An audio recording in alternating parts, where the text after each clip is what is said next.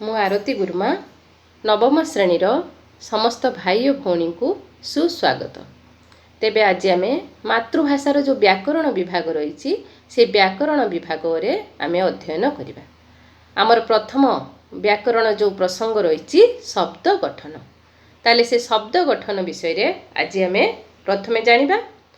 प्रथमे जानिबा शब्द काहाकू कुहा जाए बा शब्दर संज्ञा कौन। देख शब्दर संज्ञा कौन? एक वर्ण बा एकाधिक वर्ण मिलित होई कौनसी अर्थ प्रकाश करुथिले ताकू शब्द कहती। बुझिपारे आम ये कौन कहला? एक वर्ण बा एकाधिक वर्ण। तेबे वर्ण कौन आम जानिबा? वर्ण आम आगु पढ़ीचे। वर्ण केते प्रकार? दुई प्रकार। ताले दुई प्रकार वर्ण कौन कौन? स्वर वर्ण, व्यंजन वर्ण। स्वर वर्ण क्या कह जाए? ओ ठारू ओ पर्यंत जो वर्ण रही सी हूँ स्वर वर्ण। से भली व्यंजन वर्ण क ठारू तुमर क्ष पर्यंत रही व्यंजन वर्ण। ताले ये जो स्वर वर्ण आ व्यंजन वर्ण को लेकिन शब्द गठन करा जाए। ताले आम जानिबा वर्तमान एक वर्ण और अर्थ विष्णु। एक वर्ण ओ से भली क एक वर्ण र अर्थ मस्तक और जल। से भली खर अर्थ आकाश।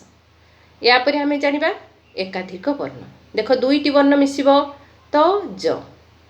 से भली तीनोटी वर्ण र म प। से भली चारोटी वर्ण क स त ख। से भली पांचटी वर्ण ब म ग न ज। देख ये जो शब्द गुड़िक आम पढ़िले से शब्द गुड़िकर कौन से अर्थ बुझा पड़ू ना। तेणु एगुड़िक शब्द हो पार ना। तेबे आम जा पढ़ा आउ थे। देख दुईटी वर्ण र ज, तीनोटी वर्ण क ट क, चारोटी वर्ण उ प का र, पांचटी वर्ण अ न ब र त। रज रज क्या बुझाऊँगी? गोटे पर्वर नाम को बुझाऊँगी। कटक एक स्थानर नाम को बुझाऊँगी। उपकार एक हितकार कार्य को बुझाऊँगी। से भली अनवरत जार अर्थ सब बेले। तेणु यही जो अर्थ गुड़िक शब्द गुड़िक रही तार अर्थ कौन से अर्थ को से प्रकाश करुँच। तेणु एगुड़ी को आम शब्द कहवा। ताले शब्दर संज्ञा आम आउ थे जाणीनवा। कौन कही? एक वर्ण बा एकाधिक वर्ण मिलित होई कौन से अर्थ प्रकाश करुथिले ताहाकू शब्द कहती। एबे आमे शब्द काहाकू कहती बा शब्द किपरि गठन होइछे ताहा पूरा आमे बुझी पारिले। बस वर्तमान जानिबा शब्दर प्रकार भेद। केते प्रकार शब्द रही? चारि प्रकारर शब्द रही। कौन कौन? तत्सम, दुई रे तद्भव, तीन रे देशज, चार रे वैदेशिक। देख प्रथम रे आमे तत्सम। तत्सम कौन किभଳି हबो? तत्युक्त सम। तत्सम कौन हबो? देख तत्सम शब्द संस्कृत भाषा रे केतेक शब्द अपरिवर्तित होई अविकल रूपे ओडिया भाषा रे प्रचलित होई आसुछि। एगुड़ी को तत्सम शब्द कहा जाए। तार अर्थ कौन? देख किभଳି आमे रहिछि। उदाहरण आमे नहीं जिबा सूर्य, चंद्र, आकाश, आचार्य, सन्यासी, पृथ्वी, पिता, माता, भगिनी, भ्राता, गुरु, गृह, जल, लता, वर्ष, ऋतु, साधु, ऋषि, कवि एभली अनेक शब्द रही। यापर आम जानिबा तद्भव शब्द। तद्भव शब्द क्या कह जाए? ओडिया भाषार केतेक शब्द संस्कृत शब्द गुड़िकर जात होई ओडिया भाषा रे व्यवहृत हेउछि। एगुड़ी को तद्भव शब्द कह जाए। उदाहरण कौन कौन? देख घृतरु घी, नदीरु नई, कर्णरु कान, हस्तीरु हाथी। आम यही शब्द सब व्यवहार करुचे। से भली आमर रही मृत्तिका। मृत्तिकारु आम माटी ताकू कहूचे। से भली भाव में काष्ठ, काष्ठरू आम काठ कहूचे। चंद्र, चंद्र को आम कौन कहूचे? जह्न बा चांद बोली कहूचे। एबे जानिबा देशज शब्द काहाकू कहा जाए। केउ प्राचीन कालरू विभिन्न अंचलर विभिन्न जातिर शब्द आसी आम भाषा रे मिसी अछि। एहाकू देशज शब्द कहा जाए।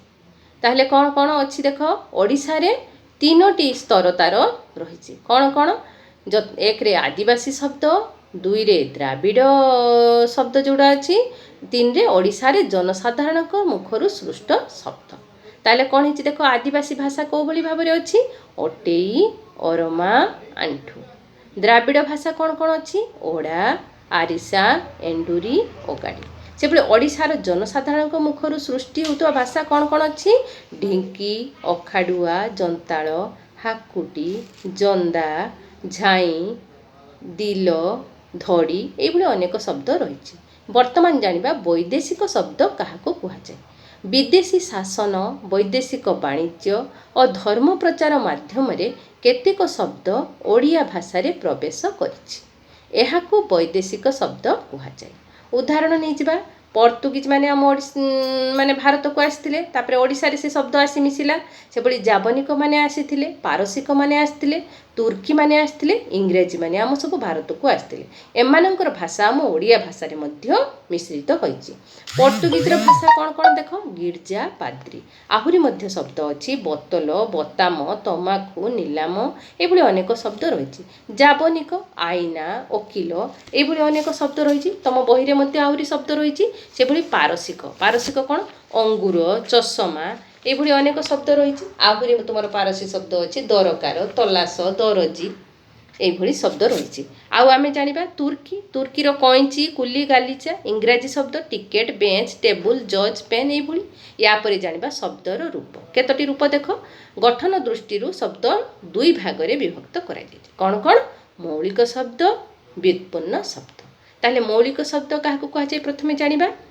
ଯେଉଁ ଶବ୍ଦରୁ ଗୋଟିଏ ବର୍ଣ୍ଣ କାଟିଦେଲେ ତାର ଅଙ୍ଗହାନି ହେବା ସଙ୍ଗେ ସଙ୍ଗେ ଅର୍ଥ ପ୍ରକାଶ କ୍ଷମତା ଲୋପ ପାଇଯାଏ, ତାହାକୁ ମୌଳିକ ଶବ୍ଦ କହନ୍ତି। ଏଠି କେଉଁଭଳି ଭାବରେ ଉଦାହରଣ ନେଇଯିବା, ବହି, ଦିନ, ଧର୍ମ, ଗଛ।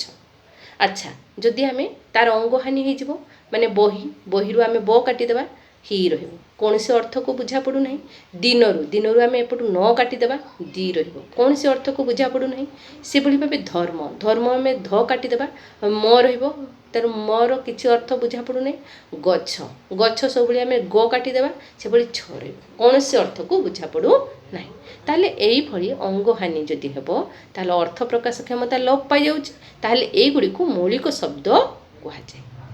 ଏହାପରେ ଆମେ ଜାଣିବା ବ୍ୟୁତ୍ପନ୍ନ ଶବ୍ଦ କାହାକୁ କୁହାଯାଏ।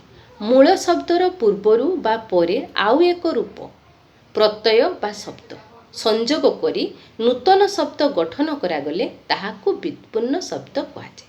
କେଉଁଭଳି ଉଦାହରଣ ନେଇଯିବା ଦେଖ, ଉତ୍ ଯୁକ୍ତ ନତି ସମାନ ଉନ୍ନତି। ଦେଖ ମୂଳ ଶବ୍ଦ ଏଇଟା କ'ଣ? ମୂଳ ଶବ୍ଦ ହେଉଛି ନତି, ତାହା ପୂର୍ବରୁ ଲାଗିଲା କ'ଣ ଲାଗିଲା? ପ୍ରତ୍ୟୟ ଲାଗିଲା। କ'ଣ ପ୍ରତ୍ୟୟ ଲାଗିଛି? ଉତ୍, ଉତ୍ ପ୍ରତ୍ୟୟ ଲାଗିଲା, ତାହେଲେ ଶବ୍ଦ ଗଠନ ହେଲା ଉନ୍ନତି। ସେଭଳି ଆସିଲା ଏଠି ପ୍ରଯୁକ୍ତ ବାସୀ ସମାନ ପ୍ରବାସୀ। ଏଠି ବାସୀ ହେଉଛି ମୂଳ ଶବ୍ଦ, ଏପଟେ ମାନେ ପୂର୍ବରୁ କେଉଁ ପ୍ରତ୍ୟୟ ବ୍ୟବହୃତ ହେଉଛି? ପ୍ର, ପ୍ର ପ୍ରତ୍ୟୟ ବ୍ୟବହୃତ, ଏଗୁଡ଼ିକ ହେଉଛି ପ୍ରବାସୀ। ସେଭଳି ଏଠି ଆମର ପାଣିଆ, ପାଣିଆର ଦେଖ ମୂଳ ଶବ୍ଦ ପାଣି, ତାପରେ ଲାଗିଛି ଆ ପ୍ରତ୍ୟୟ, ତାହେଲେ କ'ଣ ଲାଗିଲା? ପାଣିଆ ହେଇଗଲା ପାଣିଆ। ଖେଳ ଯୁକ୍ତ ଉଆ ସମାନ କ'ଣ ହେଇଛି? ଖେଳୁଆ। ଏଠି ଖେଳ ହେଉଛି ମୂଳ ଶବ୍ଦ, ତାର ଉଆ ହେଉଛି ପ୍ରତ୍ୟୟ। ତାହେଲେ ଏଇଭଳି ଭାବରେ ତୁମର ବିଭିନ୍ନ ପ୍ରକାର ଶବ୍ଦ ଗଠନ ହେଉଛି, ଯାହାକୁ ବ୍ୟୁତ୍ପନ୍ନ ଶବ୍ଦ କୁହାଯାଏ। ବର୍ତ୍ତମାନ ଜାଣିବା ଧାତୁ। ଧାତୁ କାହାକୁ କୁହାଯାଏ? କ୍ରିୟାପଦର ମୂଳ ରୂପକୁ ଧାତୁ କୁହାଯାଏ। ଆମେ କ୍ରିୟା ଜାଣିଛେ ଭଲ ଭାବରେ, ତେଣୁ ଧାତୁକୁ ଆଉ କ'ଣ କୁହାଯାଏ? ପ୍ରକୃତି ମଧ୍ୟ କୁହାଯାଏ। ତାହେଲେ ଆମେ ଏଠି ଧାତୁ କ'ଣ ଆମେ ଜାଣିଛେ, ଯିବା ଉଦାହରଣ ନେଇଯିବା, ପଠ ଯୁକ୍ତ ଅନ ସମାନ କ'ଣ ହେଇଛି? ପଠନ। ପଠନ ଗୋଟେ କ'ଣ? ଇଏ ପଠ ହେଉଛି ଧାତୁ, ଅନ ହେଉଛି ପ୍ରତ୍ୟୟ। ସେଇଭଳି ଆମେ ଯଦି ଜାଣିବା, ଦେଖ ଦୃଶ୍ ଯୁକ୍ତ ଅନିୟ ଦର୍ଶନ। ତେବେ ପିଲାମାନେ ଆଜି ଆମର ଶବ୍ଦର ରୂପ ପର୍ଯ୍ୟନ୍ତ ଆମେ ଗୋଟିଏ ଭାଗ ଶବ୍ଦର ପଢ଼ି ସାରିଲେ, ତେଣୁ ଦ୍ୱିତୀୟ ଭାଗ ପୁଣି ଆମେ ନେକ୍ସଟ ଯେଉଁ ଭିଡ଼ିଓ କ୍ଲାସ୍ରେ ପଢ଼ିବା। ତେଣୁ ତେବେ ତୁମେ ମୋର ଯେଉଁ ଏଇ ଚ୍ୟାନେଲ୍, ୟୁଟ୍ୟୁବ୍ ଚ୍ୟାନେଲ୍ ଅଛି, ଏହାକୁ ସବସ୍କ୍ରାଇବ୍ କରିବ। ନବମ କ୍ଲାସ୍ର ଯେଉଁ ବ୍ୟାକରଣ ରହିଛି, ତେଣୁ ବ୍ୟାକରଣର ଗୋଟେ ପରେ ଗୋଟେ ଭିଡ଼ିଓ ତୁମେ ଖୁସିରେ ଦେଖିପାରିବ। ତେବେ ଏହାକୁ ସବସ୍କ୍ରାଇବ୍ କରିବାକୁ ଭୁଲିବ ନାହିଁ।